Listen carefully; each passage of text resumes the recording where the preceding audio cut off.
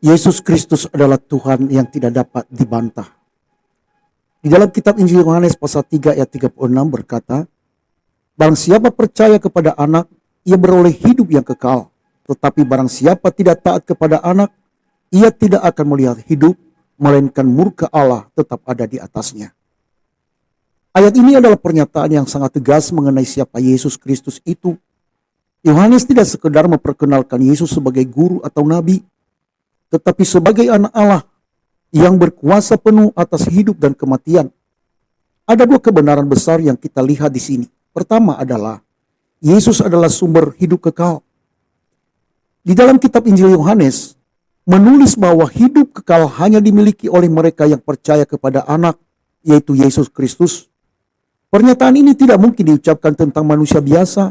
Tidak ada nabi, pemimpin agama, atau filsuf yang dapat memberi dan menjamin hidup yang kekal. Hidup kekal hanya berasal dari Allah sendiri.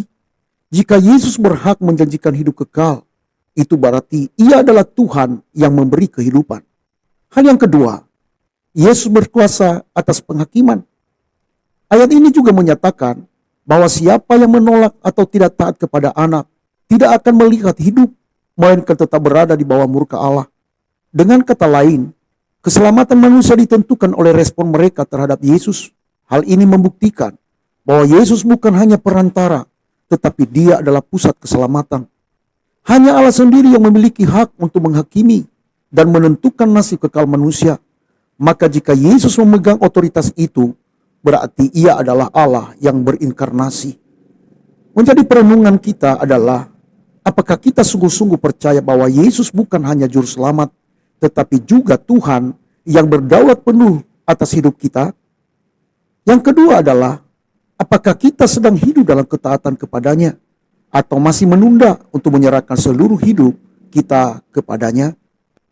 Ingatlah bahwa Yesus Kristus adalah Tuhan yang datang ke dunia, bukan hanya untuk mengajar, tetapi untuk memberi hidup kekal bagi setiap orang yang percaya kepadanya. Menolak Dia berarti menolak Allah sendiri. Karena itu, mari kita terus mempercayai dan mentaati Kristus, sebab hanya di dalam Dia ada keselamatan dan hidup yang kekal. Tuhan Yesus memberkati kita sekalian. Maranatha blessing.